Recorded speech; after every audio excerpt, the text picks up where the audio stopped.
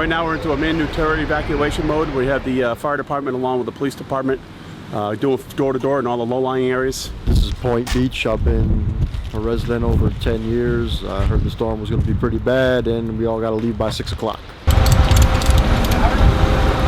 It might get to the point where emergency forces won't be able to come in here to help them. We really don't want to see that because, loss of life. We're trying to get out and tell people that there's a mandatory evacuation and to heed the warnings because it could be, quite a bit worse than what it was with Irene.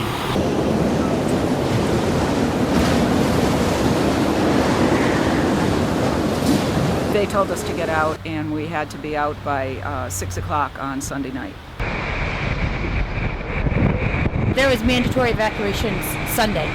Now, there's always somebody who says, well, they told me to get out, but I'm going to stay. What would you say to that person? I think that's foolish.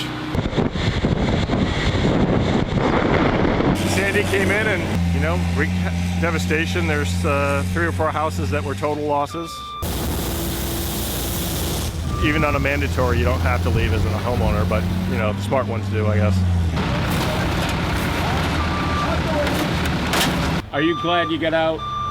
Oh, yes, we wouldn't have stayed. And if you stayed, you wouldn't be able to get out of here. The car wouldn't be able to go down this road. What's your message to people when they're told to get out? Get out. Yeah, unless you want to end up on the roof waiting for somebody to come rescue. The community was warned fairly far in advance, along with the rest of the East Coast, that the hurricane was coming. Listen, I cried leaving my driveway. I've cried trying to come back into it, but during the time, we were never in danger, and that was really the bottom line. Apparently it's a lot worse than we all thought. It just came right over.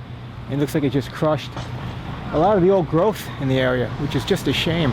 Yeah, we've been pretty well forewarned. I think everybody knew it was going to be intense. The problem you have is the gusts. And 10 feet in front of him, boom, that spruce tree fell. Watch your step. Yeah. Did you have somebody who needed oxygen? Yeah, they were evacuated. Now, for people who don't want to leave when they're told to leave, what's your message? My message is, you know what, don't put the people that are trying to help us in harm's way. Get out so that they don't have to try and come back and get you when they shouldn't have to, and you should have left a long time ago.